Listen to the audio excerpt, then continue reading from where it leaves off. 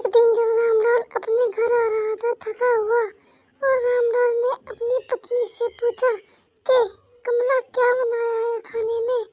मुझे बहुत तगड़ी भूख लग रही है, मैं काम करके थक गया हूँ। और सेठ जी बहुत गुस्सा हो रहे थे।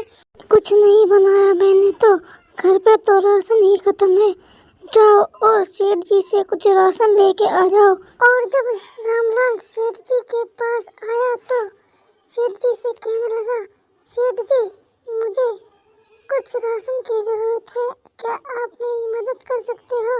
और सेठ जी ने सुनकर कहा, अरे सेठ जी ने गुस्से में आकर श्यामलाल से कहा, पिछले हफ्ते तो तुम ले गए थे राशन, इतनी जल्दी खत्म हो गया, अब मैं नहीं दे सकता तुम्हें राशन। जब रामलाल अपने घर आया तो उन्हें अपनी पत्नी और बेटे को खड़ा हुआ देखा तो उसे बहुत ही अचंभा हुआ, और उसने अपनी पत्नी से बताया कि सेठ जी ने तो राशन देने से मना कर दी, क्योंकि मैंने तो बहुत ही समझाया सेठ जी को, पर सेठ जी नहीं माने।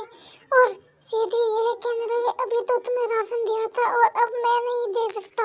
और एक दिन जब सेठ जी अपने घर जा रहे थे तो रास्ते में बहुत ही भयंकर बारिश पड़ रही थी, और सेठ जी ने सोचा कि मैं यहाँ पर रुक जाऊँ।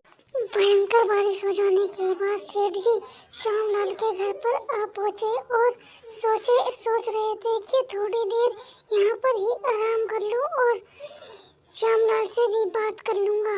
श्यामलाल से बात करते करते उन्होंने श्यामलाल से कहा, अरे मुझे थोड़ी सी ज़रूरत है रहने की, बाहर बारिश हो रही है, क्या मैं तुम्हारे घर पर रह सकता हूँ।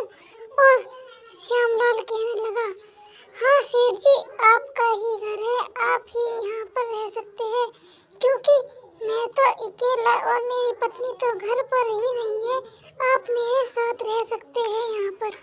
चलो श्यामलाल मैं चलता हूँ, मुझे बहुत ही टाइम हो चुका है, अब मैं अपने घर पर जाता हूँ, अगर तुम्हें कुछ दिक्कत हो तो मुझे बता देना।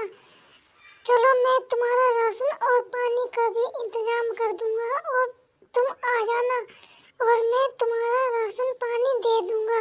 मुझे तुम्हारे यहाँ पर रहकर बहुत अच्छा लगा, चलो तुम जल्दी से आ जाना, मैं चलता हूँ। रुको रुको सेठ जी, तुमने मुझे इतना तो कह दिया कि राशन ले जाना, चलो मैं आ जाऊँगा लेने, और आपको रहकर बहुत अच्छा लगा, ये मुझे बहुत खुशी हुई। चलो मैं आकर तुम्हारे पास राशन ले जाऊँगा। सेठ जी अगर मेरी पत्नी होती तो बहुत ही खुश हो जाती,